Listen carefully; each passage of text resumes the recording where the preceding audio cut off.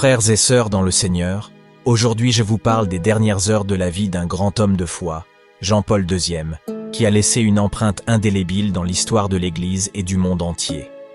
Cet homme, choisi par Dieu pour guider son Église en tant que successeur de l'apôtre Pierre, nous a montré un exemple extraordinaire dans les moments les plus difficiles de sa vie. Un exemple que nous devons garder à l'esprit et qui doit nous inspirer dans nos moments les plus sombres. Jean-Paul II, conscient que l'heure de son passage vers l'éternité approchait, a pris une décision courageuse. En accord avec les médecins, il a choisi de rester dans sa résidence à Rome plutôt que d'aller à l'hôpital. Il voulait souffrir et mourir dans sa maison bien-aimée, près de la tombe de l'apôtre Pierre, démontrant ainsi sa confiance totale en la volonté de Dieu, l'acceptant sans hésitation. Au dernier jour de sa vie terrestre, un samedi, Jean-Paul II a dit au revoir à ses proches collaborateurs de la curie romaine. Malgré une forte fièvre et une grande faiblesse, il a continué de prier à son chevet. Dans l'après-midi, à un moment donné, il a prononcé les mots qui résonnent encore dans nos esprits et nos cœurs. « Laissez-moi aller à la maison du Père ». Ces paroles étaient remplies d'espoir, de confiance en la promesse de la vie éternelle faite par Dieu à travers son Fils Jésus-Christ. Vers 5 heures de l'après-midi, alors que le soleil se rapprochait de l'horizon, les premières vêpres du deuxième dimanche de Pâques, le dimanche de la Divine Miséricorde, étaient récitées. Les lectures parlaient du tombeau vide et de la résurrection du Christ.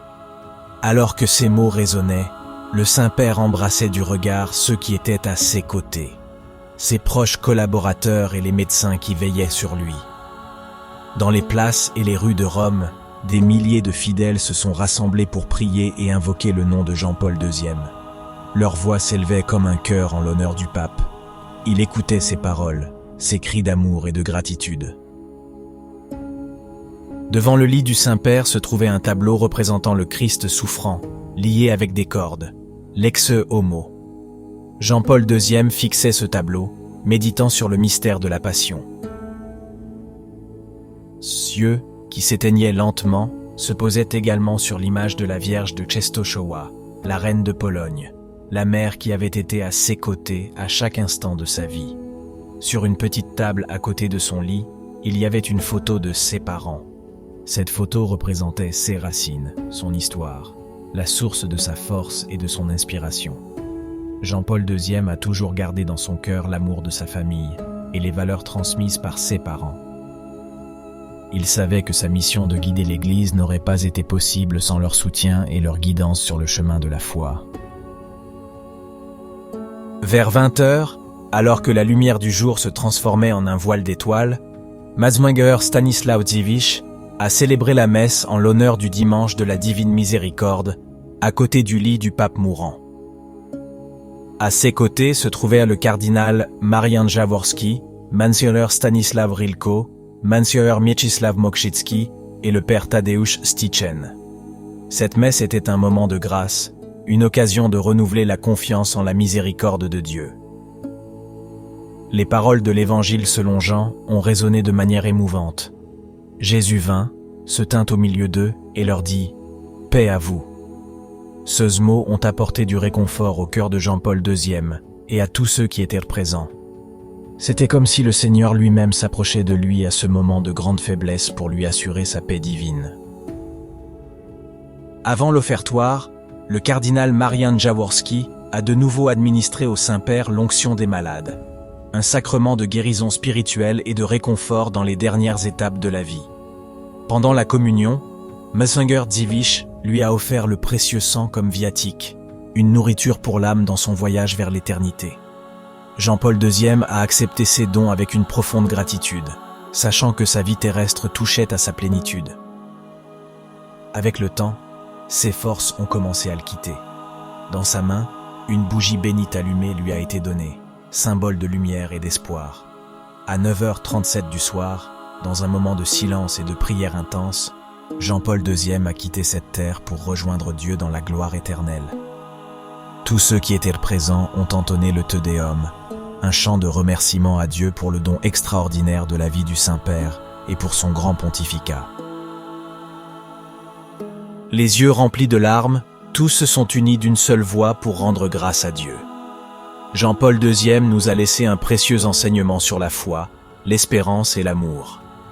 Son courage face à la mort rappelle que, même dans les épreuves les plus difficiles, nous devons rester fermes dans notre confiance en Dieu. Sa vie a été un phare dans l'obscurité, un exemple de comment affronter la souffrance et la mort avec sérénité et confiance dans le plan divin.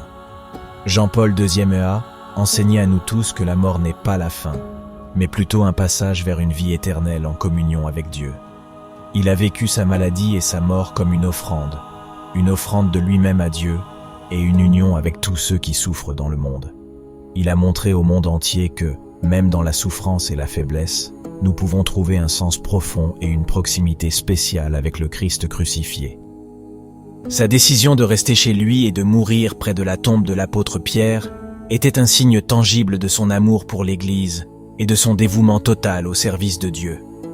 Jean-Paul II a laissé un héritage d'amour, de compassion et d'humilité qui continue d'inspirer des millions de personnes à travers le monde.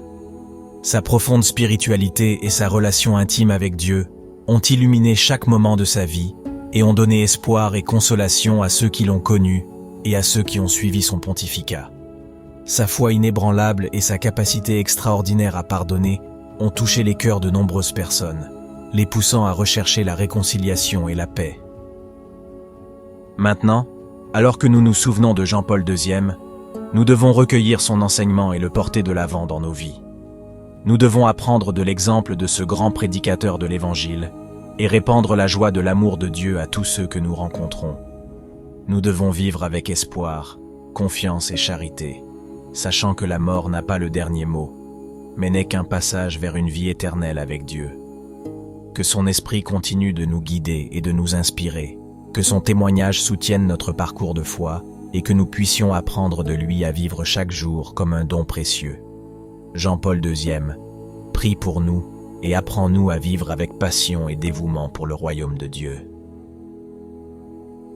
Faites-nous savoir dans les commentaires ce que vous en pensez et n'oubliez pas de vous abonner à la chaîne pour ne pas manquer les nouvelles vidéos et rejoindre notre communauté de foi et de prière.